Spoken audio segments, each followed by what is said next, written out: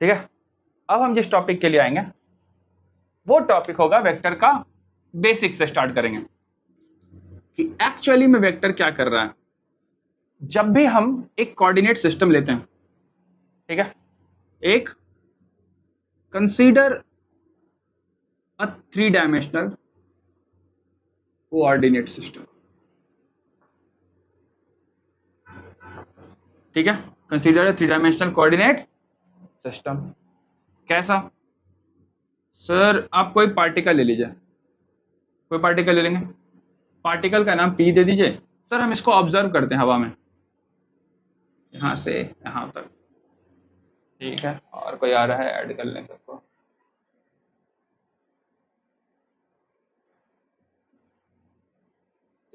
आइए आगे, हाँ ठीक, एक कोऑर्डिनेट ले लेंगे। एक टर्म होता है फिजिक्स में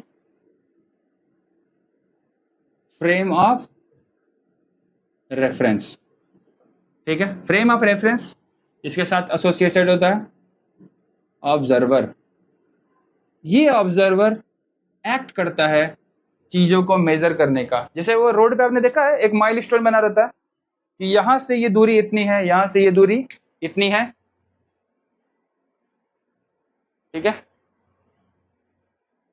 सो observer is the thing that observes. हम ऑब्जर्वर को ओ से करते हैं तो इसको ऑब्जर्वर मान लेते हैं, और इस केस में इसको एक्स एक्सिस मान लेते हैं, इसको वाई एक्सिस मान लेते हैं, इसको जेड एक्सिस मान लें। ये हम सब ने पढ़ रखा है, 9th-10th में ही I guess coordinate geometry start हो जाती है ना, तो x axis y axis z axis तो पढ़ लेते हैं हम। फिलहाल हम मान के चल रहे हैं फॉर एनी वेक्टर, और हम यहाँ लेंथ से स्टार्ट करेंगे, पोजीशन से स्टार्ट करेंगे। हम किससे स्टार्ट करेंगे?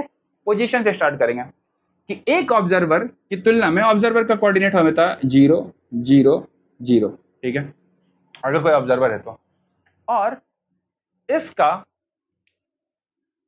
अगर हम एक पोजीशन वेक्टर निकालें, एक पी निकालें जो कि सबसे इतनी इतनी दूरी पर है, कि पी का कोऑर्डिनेट है X comma Y comma Z.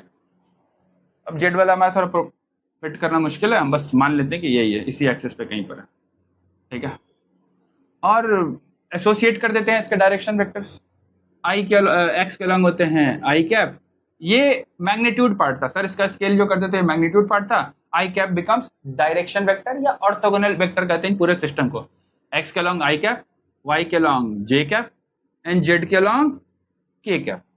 सही बोल रहे हैं आप लोग, ऐसा मुझे लग रहा है आप सही बोल रहे हैं ना। देन कम्स द आइडिया कि सर इसको कनेक्ट करेंगे यहां से यहां तक, ठीक है, यहां से यहां तक।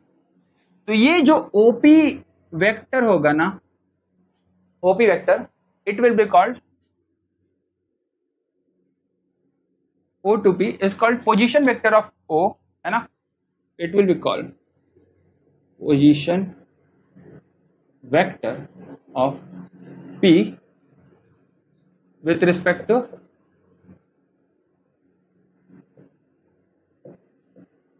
O, ठीक है। और इसी तरीके और कोई पार्टिकल है सर, एक और ले लीजिए सर, Q ले लीजिए सर, Q ले लेते हैं तो उसका क्या हो जाएगा, x1 y1 z1, डेलिबरेटली ये हो जाएगा। इस केस में अगर हम सेम ऑब्जर्वर की तुलना में, क्योंकि ऑब्जर्वर हमारा यही है, यहां से यहां जाएं तो ये आ जाएगा ओ क्यू वेक्टर, ठीक है। और ओपी वेक्टर को कैसे लिखेंगे सर? ओपी वेक्टर को जब लिखेंगे वेक्टर फॉर्म में तो आ जाएगा X I cap plus Y J cap plus Z K cap.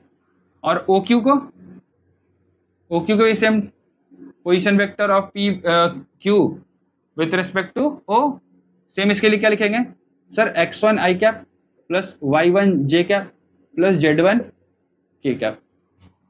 ये भी एक वेक्टर है, लिखेंगे ना। तो ओरिजिन की तुलना में अगर कोई वेक्टर होता है ना फिजिक्स के दुनिया में, उसको हम पोजीशन वेक्टर कहते हैं।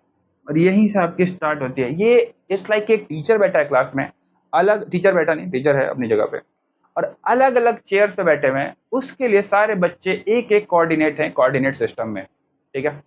बच्चे आपस में बात कर रहे हैं सर, तो क्या होगा सर? उस केस में ये जो पार्ट है, ये कौन सा पार्ट हो जाएगा सर? ये यहां से यहां शिफ्ट कर गया, ये यहां से यहां डिस्प्लेस कर गया, कोऑर्डिनेट सिस्टम में सीट चेंज कर लिया। ये जो पार्ट होगा इसी को कहते हैं क्या? ये पी क्यू है, इसको कहते हैं डिस्प्लेसमेंट वेक्टर। ठीक है, the P Q is called displacement vector.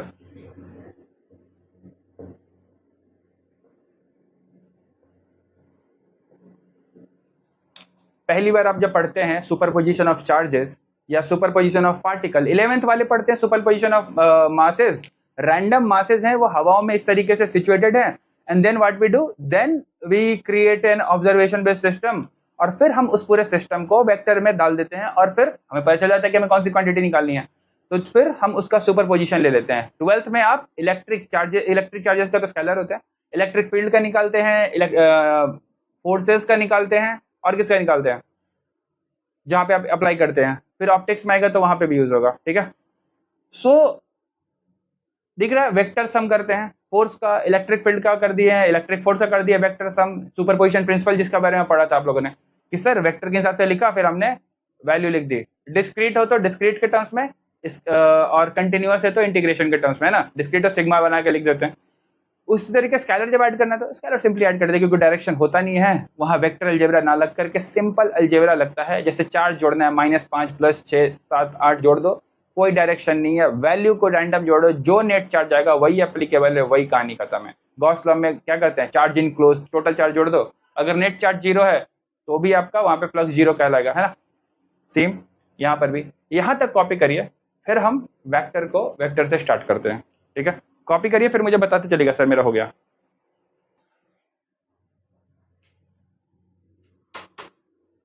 अब आते हैं मैथमेटिकल डेफिनेशन से, स्टार्ट करेंगे वेक्टर को।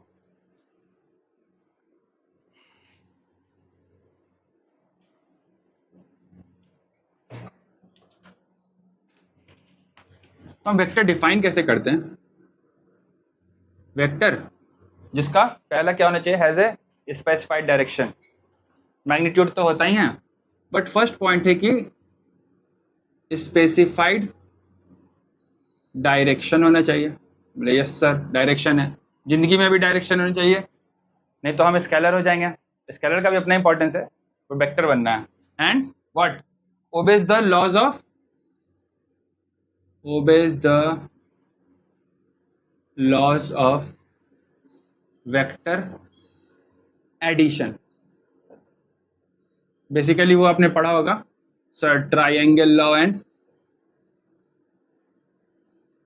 Parallelogram law. ठीक है, यही पढ़ा होगा आपने।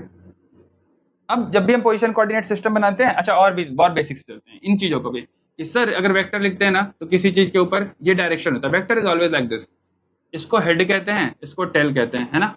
एच से, as is head and T is basically tail, यानी यहां से स्टार्ट होके इधर की ओर जा रहा है। अब कोई वेक्टर लीजिए, ए बी, डायरेक्शन, एक आइडिया ऑफ डायरेक्शन दे देते हैं। ठीक है, एक सर और डायरेक्शन होता है सर, ये वाला भी होता है सर, ए बी का ये, तो सर इसको यूनिट वेक्टर कहते हैं। ये भी वेक्टर होता है, ये भी वेक्टर होता है, ये भी सिंबल है।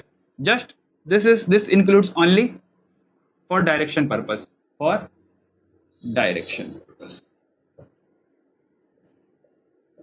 ठीक है, जियोमेट्रिकल रिप्रेजेंटेशन ये होता है। कई बार आपने देखेंगे ना, मोशन डायग्राम्स जब बनाते हैं तो वेक्टर का लेंथ भी मैटर करता है। जैसे ये जो लेंथ है ना, यदि हमने इतना लंबा रखा है, तो अगर हम कंपेयर करें कि सर ये एक वेक्टर है एंड सर एक वेक्टर ये है, तो हम कहीं ना कहीं हम दिखाना चाह रहे हैं कि सर ये बड़ा वेक्टर है, यानी ये मोर डायरेक्टेड है, मोर मैग्नीट्यूड है इसका। सो this is also length also matter. ये लेंथ जो है ना, ये आपका लेंथ पार्ट भी है इसमें, लेंथ पार्ट। ठीक है, एंड लेंथ पार्ट क्या करता है, इज फॉर स्ट्रेंथ, या फॉर कह सकते हैं कंपैरिजन के लिए। जैसे v बराबर u प्लस 80 लेते हैं ना, तो सर u 0 है, एक कांस्टेंट है, हर बार वो ज्यादा डिस्टेंस तय करेगा, यानी ज्यादा डिस्प्लेसमेंट वेक्टर आएगा, हर बार उसकी वेलोसिटी बढ़ते रहेगी। तो वहां पे आप मोशन डायग्राम जब बनाएंगे तो वेक्टर का लेंथ बढ़ता जाता है विद प्रॉपर एक ही मतलब यूनिट टाइम जो होता है 1 सेकंड 2 सेकंड 3 सेकंड, हर बार वो डिस्टेंस बढ़ता रहता है। टाइम कम एक्सेस नहीं रहता है बट लेंथ का एक्सेस रहता है यूनिफॉर्म का।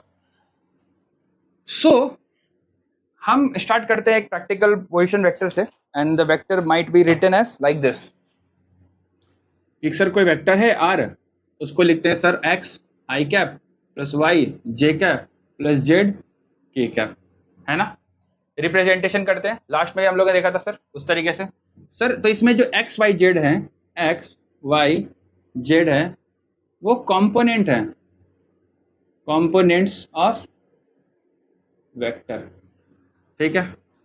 और आई जे के हैं, आई जे एंड जो के है उसको डायरेक्शन कहते हैं, डायरेक्शन अलोंग, डायरेक्शन वेक्टर्स।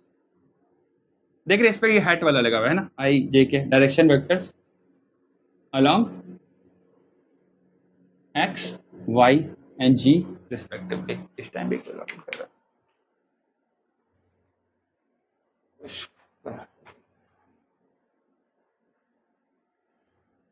ठीक है, X Y Z axes respectively, ठीक है। इसको लिखने का तरीका ये है, वेक्टर आर है, इसका ये कंपोनेंट फॉर्म है। ये कौन सा फॉर्म है? Component form.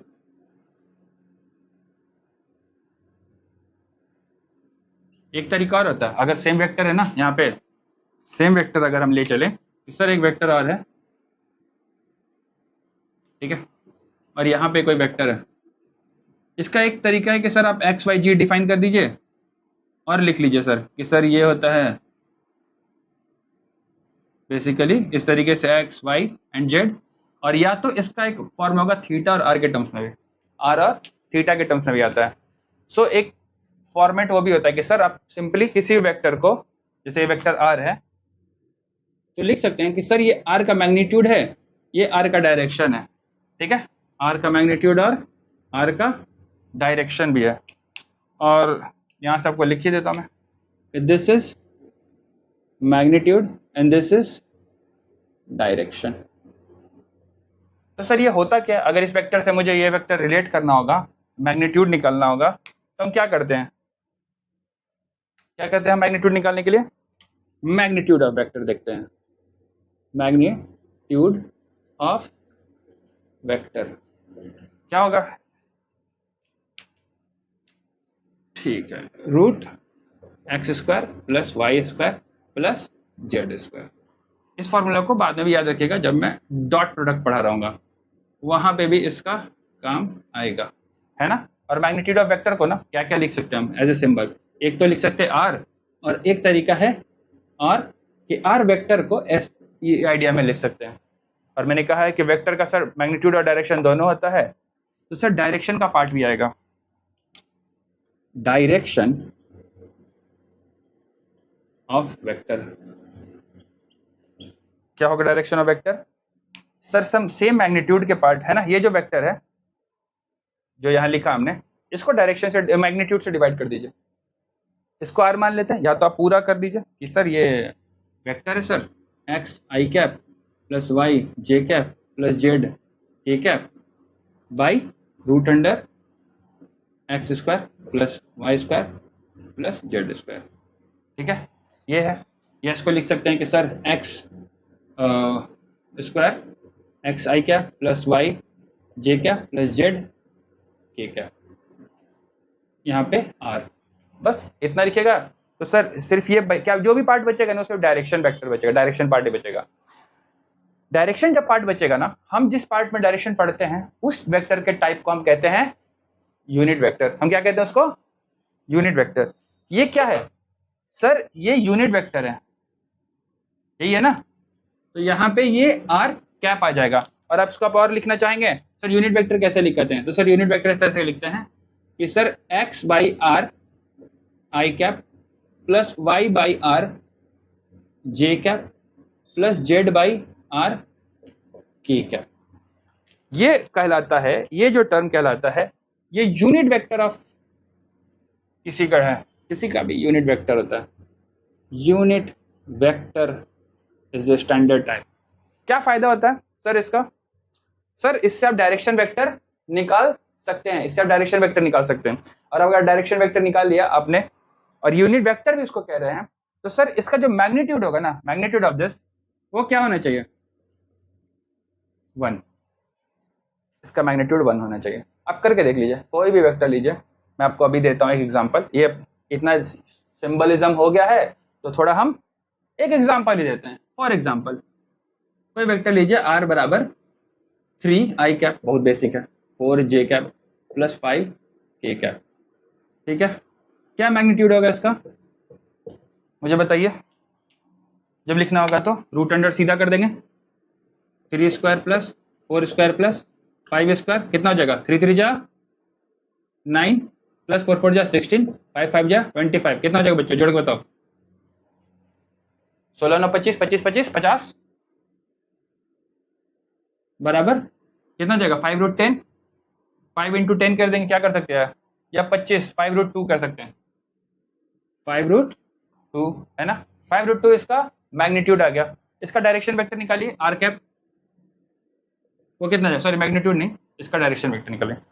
इसका डायरेक्शन वेक्टर निकालिएगा तो कितना आ जाएगा ये? सर इसका डायरेक्शन वेक्टर सीधा 3i कैप बाई 5 रूट 2, 3 बाई 5 root 2 I cap plus 4 by 5 root 2 J cap plus 5 by 5 root 2 J cap. ये इसका यूनिट वेक्टर का कंपोनेंट है। यूनिट वेक्टर का लेंथ जो है ना, ये जो वेक्टर लेंथ है ना, ये कुछ भी होगा तो यूनिट वेक्टर का सिर्फ लेंथ 1 यूनिट होगा। यूनिट वेक्टर का लेंथ सिर्फ 1 यूनिट होगा। बेसिकली ये अगर लेंथ ले रहे हैं, यूनिट वेक्टर ले रहे हैं सर, तो ये सिर्फ 1 यूनिट होगा। और डायरेक्शन 1 से किसी को गुना करेंगे कोई फर्क नहीं पड़ता, 1 यूनिट लेंथ होगा ना। आपका काम है कि यहाँ पर एक बार अपने से चेक कर लीजिए कि सर यूनिट वेक्टर का मैग्नीट्यूड कितना है। तो आप सिर्फ यही वाला काम करिएगा, जो ये मैग्नीट्यूड सर से निकाला वो निकालिए, देखिए जोड़ घटाव करके यही आएगा, करिए और कॉपी करिए यहाँ तक। उसके बाद फिर हम आगे चलेंगे अगले टॉपिक पे।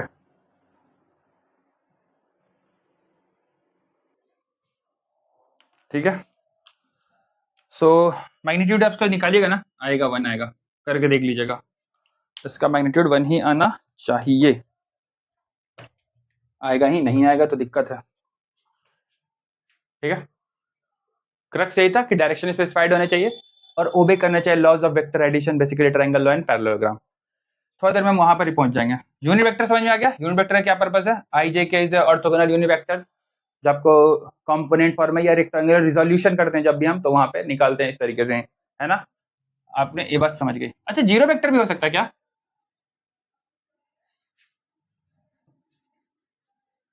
क्या होता है जीरो वेक्टर? नल वेक्टर, हाँ। फिजिक्स में क्या होगा?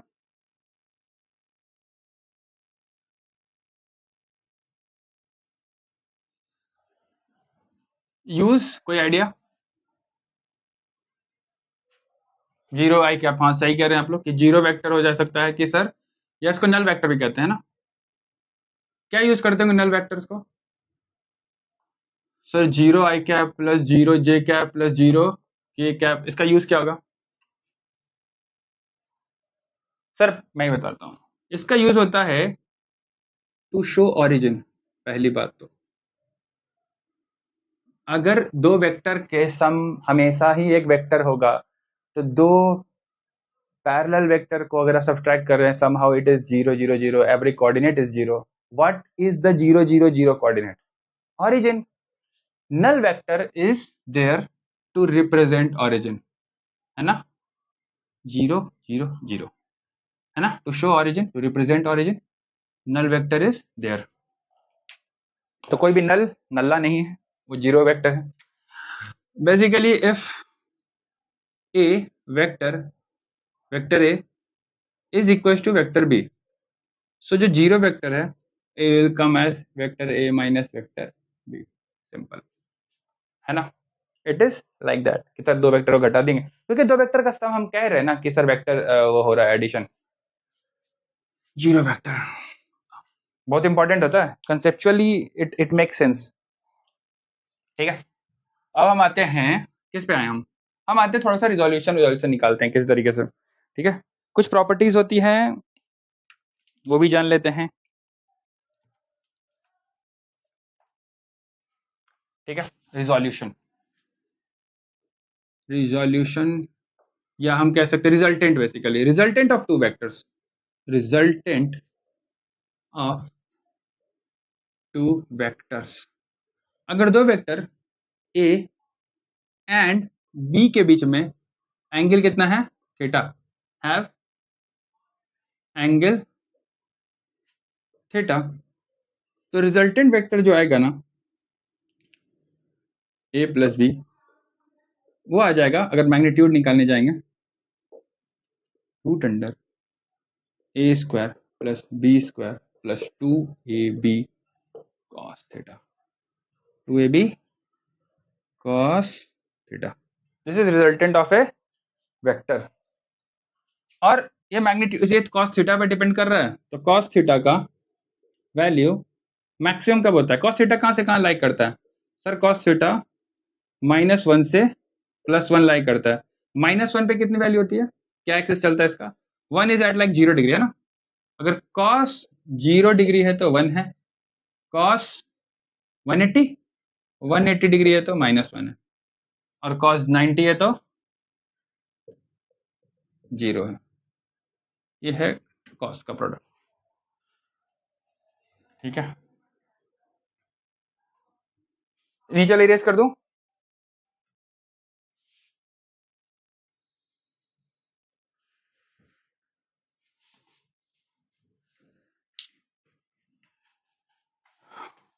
मुझे लगता है सारे जगह पे जो दिक्कत होती भी होगी ना, तो वो होता होगा इन केस ऑफ, चलो पोजीशन वेक्टर देखते हैं कि सर एक क्वेश्चन है, क्वेश्चन क्या है, क्वेश्चन है if A and B are coordinates के टर्म्स में, ठीक है, if A and B are coordinates 3, 4, 5 and दूसरा है 6, 8, 9। मैं बुक का एक एग्जांपल फॉलो कर रहा हूं, find A B, find vector A B, कैसे करेंगे, कहां से कहां जाना है, ए से बी जाना है, ए से, जब ए से बी जाएंगे तो क्या करेंगे हम, ये कर पाएंगे, चलिए मैं ही करता हूं, कैसे, तो कैसे निकलेगा, ए बी कैसे निकलेगा, ए का कोऑर्डिनेट दे दिया है ना, ए क्या दिया है सर, ए दे दिया 3, 4, 5 एंड बी क्या दे दिया है सर 6, 8, 9। ए बी वेक्टर को लिखेंगे कैसे, how do you write it, A B vector, हमें कहां से कहां जा रहे हैं, ए से बी की ओर, ए से बी की ओर फाइनल, तो हम हमेशा क्या करते हैं, फाइनल माइनस इनिशियल करते हैं, तभी तो हमें वो लेंथ पार्टिकुलर मिलेगा, है ना, तो बी क्या है, तो हम क्या लिखेंगे, position vector of B minus position vector of A, position vector of B क्या हो जाएगा sir 6 I cap plus 8 J cap plus 9 K cap minus, same है सर भी 3 I cap plus 4 J cap plus 5 K cap, क्या होता है sir ये position vector, sir 6 में से किसको घटाएंगे, इन सबको नहीं घटाएंगे, ये सिर्फ अपने लोगों को पहचानता है ना, भाई भतीजा बात कर रहा है, नहीं नहीं ऐसा ही होता है, जो आई कैप कहलाऊंगा वही तो आई कैप कहलाऊंगा, घटेगा बढ़ेगा, है ना, तो 6 - 3 कितना हो जाएगा सर 3 आई कैप, प्लस 8 - 4 कितना हो जाएगा सर 4 जे कैप, प्लस 9 - 5 कितना हो जाएगा 4 K cap. This is how you write vector A B, okay okay, copy करिए यहाँ पे,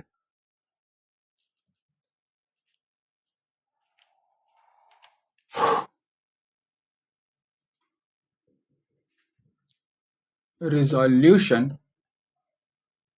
along rectangular component,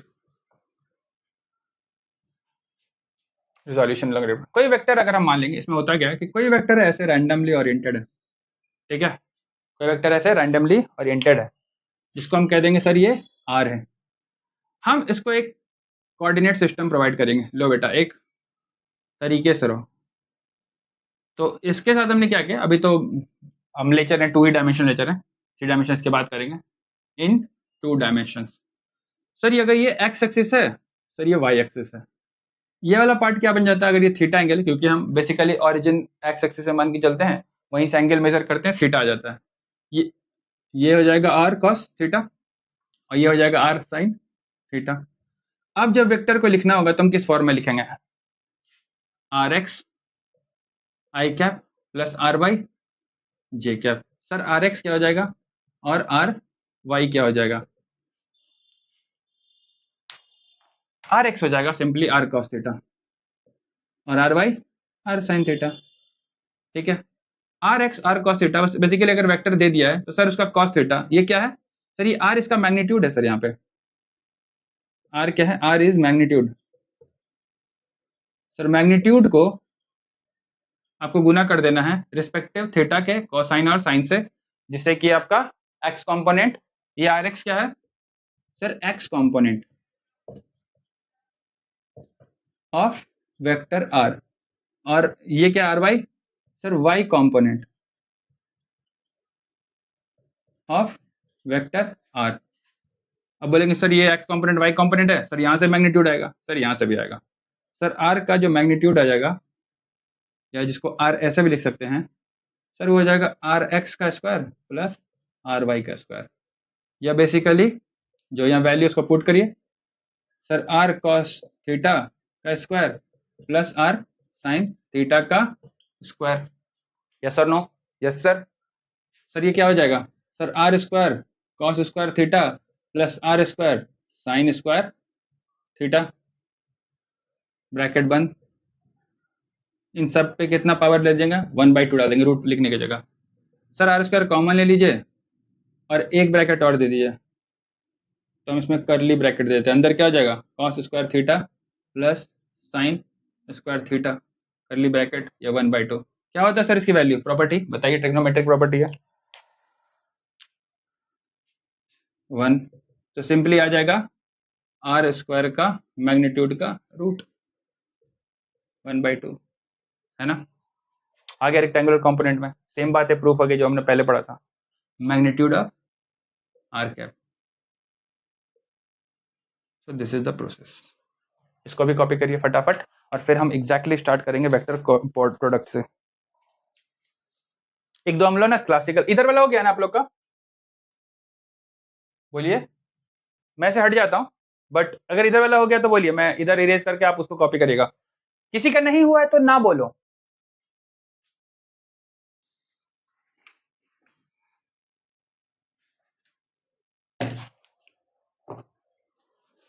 ठीक है,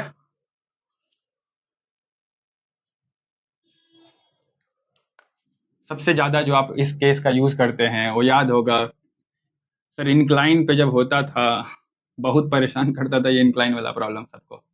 ये सर एक बॉक्स दे दिया है और आपको इसके रिजोल्यूशन निकालने होते थे, याद है? फ्रिक्शन कोलिजन ये सब पढ़ना होता तो क्या होता था? आप क्या निकाल देते सर? सेंटर से मैग्नीट्यूड निकाल लेते सर, एम जी निकाल लेते ना, ये थीटा होता था, इसी थीटा को मान के चलते थे। और ये अगर सपोज ये नीचे आ रहा है, क्योंकि नीचे आ रहा है न्यूट्रल है, वी आर कंसिडरिंग फ्रिक्शन, ठीक है, फ्रिक्शन भी मान के चल रहे हैं और डाउनवर्ड है ये। अगर ये नीचे आ रहा है, ठीक है, और एक क्या होता था सर? एक नॉर्मल हो जाता सर, जिस भी सरफेस पे होगा एक नॉर्मल फोर्स होता था, है ना? फ्रिक्शन पे आ रहा है तो फ्रिक्शन इन दोनों के बीच में फ्रिक्शन फोर्स नीचे लगता था, नेट एक्सेलरेशन ए नीचे की ओर है ना? इसके कंपोनेंट बनते थे, तो सर mg का भी कंपोनेंट बन जाता था। mg का कौन सा पार्ट इसको खींच के ला रहा है नीचे? अच्छा ये थीटा है, ये 90 डिग्री है, तो ये वाला पार्ट कितना एंगल हो जाएगा मुझे बताओ?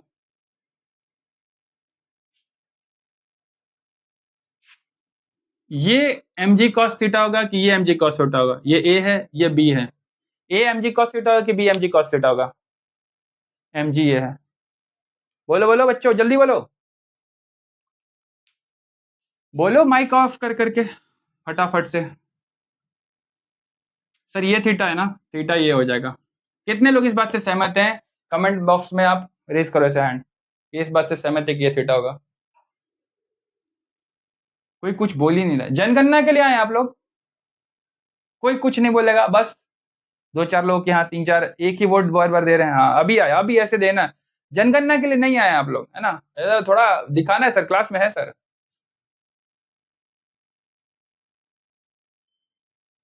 रन में जो मुख होते हैं सबसे पहले वही काटे जाते हैं, पढ़ लीजिएगा। कविता है एक, पूरी कविता याद नहीं मुझे, ये भी एक तरीका है, बट ये थीटा है, ये थीटा है। किसी को नहीं समझ में आया तो मैं बता देता हूँ। देखो ये थीटा है ना, ये 90 है आपका, ये तीनों का सम 180 डिग्री होगा, 90 हो गया, ये थीटा हो गया, तो सर ये ऑलरेडी ये हमारा एंगल 90 माइनस थीटा हो जाएगा। यहाँ पर ये छोटा सा एंगल 90 माइनस थीटा हो जाएगा सर, और ये वाला पार्ट भी परपेंडिकुलर है तो ये थीटा हो जाएगा, ठीक है। तो यहाँ पे डेफिनेटली ये जो बी होगा सर, बी आपका बन जाएगा एम जी कॉस थीटा, और ए बन जाता है sir m g sine theta, और फ्रिक्शनल फोर्स आता था तो सर आपको फ्रिक्शनल फोर्स लिखते थे सर म्यू टाइम्स एन, और एन किसके बराबर है sir, m g cos theta, तो mu times m g cos theta ये लिख देते थे, फ्रिक्शनल पार्ट जिसको पुल कर रहा है, जो नीचे नहीं आने देना चाहता है, और m g sine theta was the part with acceleration, net acceleration इधर ही हो रहा है ना, तो m g sine theta was this part. तो हम लिखते भी थे कि sir m g sine theta minus f बराबर m a net force. Resolution का सबसे ज्यादा उपयोग कनेक्टिंग बॉडी या मोशन ऑन इंक्लाइन पे ही हम करते थे कि कैसे फोर्स लगा रहा है, किस तरीके से वो फोर्स नीचे आना चाहता है। अगर फ्रिक्शन नहीं होता तो एम जी साइन थीटा को हम एक्सप्लेन करते थे कि सर ये एक्सेलरेटिंग पार्ट है या डिराइविंग पार्ट है, ड्राइविंग पार्ट है ना। सबसे ज्यादा यूज ये करते थे रेक्टेंगुलर कंपोनेंट का या रिजोल्यूशन निकालने का, या उसमें भी आता था कि सर अगर कोई पार्टिकल सर ऐसा दिया हुआ है, ट्राइंगल जैसा बना हुआ है कनेक्टिंग बॉडीज में, और यहाँ पर सर एम जी होता तो एम वन हो गया, सर यहाँ पुली लगा हुआ है, सर यहाँ एम टू आ गया, तो सर ये एम टू जी हो जाता था। मान लेते हैं कि sir M two is greater than M one, तो मोशन इधर की ओर ही होगा, फ्रिक्शन नहीं मान रहे हैं, ए इधर की ओर है, इसका एक्सेलरेशन इधर की ओर होगा, सर ये जो होगा यहाँ पे इधर की ओर फोर्स लगाएगा एम वन जी, बट अगर थीटा ये है इंक्लाइन के साथ, तो yes this will be theta, तो इधर ड्राइविंग फैक्टर कौन हो जाएगा, M two g sine theta. M two g sine theta ये टेंशन है, टेंशन हमेशा खींचता है, टेंशन हमेशा खींचता है, तो सर इसका टेंशन इधर है, तो यहाँ भी आप इस तरीके से कनेक्टेड बॉडी का प्रॉब्लम निकाल देते कि sir M two g minus t बराबर m two a, m two g minus t tension बराबर एम टू ए, और फॉर एम वन लिख देते थे sir M two g sine theta, M two g sine theta, sorry m one है ना ये, m one g sine theta, और minus, sorry ये टी से आता था ना, ये माइनस प्लस टी बराबर एम वन ए, क्योंकि एक्सीलरेशन दोनों का सेम ही होगा, एक जिस रफ्तार से एक्सीलरेट करेगा, और फिर हम इसको इक्वेट करके हम ए और टी की वैल्यू निकाल लेते थे। यहाँ पे कनेक्टिंग बॉडी का सबसे ज्यादा एप्लीकेशन या रिजोल्यूशन ऑफ रेक्टेंगुलर कंपोनेंट के टर्म में सबसे ज्यादा यहीं पे एप्लीकेट करके हम निकालते थे। याद आया कुछ कुछ 12th वाले बच्चों, नहीं याद आया, कॉपी करिए इस एग्जाम्पल को, सॉल्व करिए।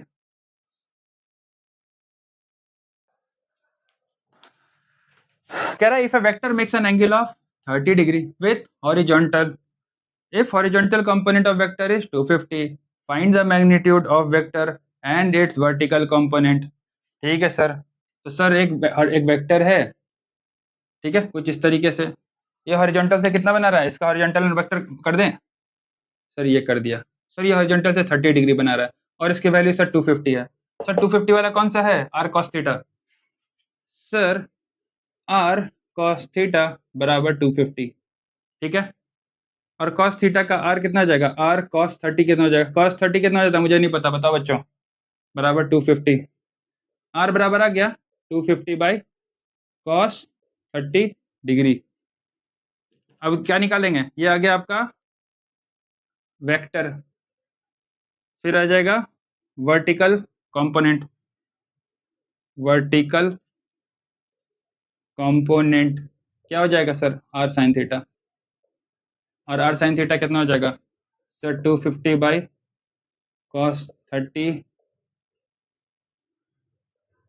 डिग्री इंटू साइन 30 डिग्री, निकाल डालिए दोनों का वैल्यू क्या होगा बताओ, cos 30 कितना होता है, 1/√2 होता है, √3/2 होता है cos 30, साइन 30 कितना होता है 1/2,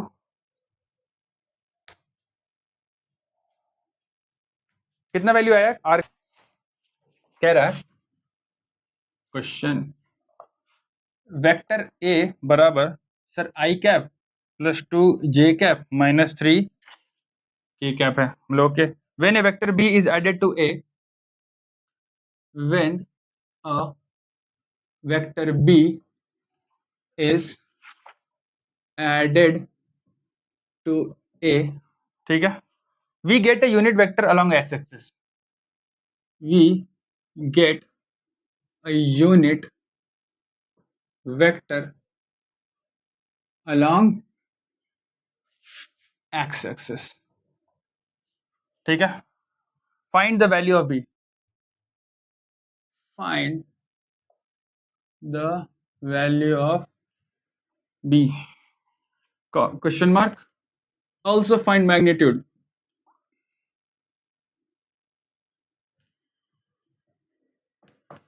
चलो करो ये सवाल मैं नहीं करूंगा, ये सवाल आपको करना है, मैं तो कर ही दूंगा बट थोड़ा सा ट्राई करो। क्वेश्चन डिकोड करें। सर कह रहा है unit vector along x axis. ऐसे मैं चाहता था कि करे लेकिन ये क्लास में नहीं है, लेट है तो मैं कर देता हूं। Unit vector along x axis क्या होगा? आई कैप। क्या होगा? आई कैप। क्वेश्चन तोड़ते चलेंगे। ये ए दे दिया है सर, ए ये दे दिया है और इसमें वेक्टर बी को क्या करना है सर? ऐड कर देना है, और ऐड करते हैं तो क्या मिलता है sir? Unit vector along x axis मिलता है। बोले बहुत बढ़िया, यही चाहिए था हमें, कहानी समझ में आ गया क्या करना है। तो सॉल्यूशन में आएंगे। कह क्या रहा है? As per question, as per question क्या कह दिया भाई साहब? A plus b is equals to i cap, या हम अगले स्टेप में लिखें a plus b is equals to unit vector along x axis equals to i cap. इतना लाइन नहीं बर्बाद करेंगे, एक हम यहीं पे लिख देंगे। और निकालना क्या है सर? बी निकालना है सर। बी बराबर क्या हो जाएगा sir? I cap minus A vector. यहां तक समझ में आ गया होगा, कोई दिक्कत नहीं है। प्रोसीड करते हैं आगे। Sir i cap minus A vector क्या है sir? I cap plus 2 J cap minus 3 k cap. ये कितना हो जाएगा? बी वेक्टर कितना हो जाएगा? आई से आई घट गया, माइनस 2 जे कैप प्लस 3। बढ़िया सवाल था ना, ब्यूटीफुल सवाल था कि सर ये कैसे आएगा, क्या आइडिया आएगा? सर ये आ गया वेक्टर वी। मैग्नीट्यूड निकाल के बता दीजिए आप लोग फटाफट से। सो मैग्नीट्यूड कितना हो जाएगा? Root under 2 square plus 3 square. कितना हो जाएगा बेटा बताओ? 4 प्लस 9 ये हो जाएगा ना 13, रूट 13। 9 4 13 ही तो होता है, 12 तो नहीं होता है ना।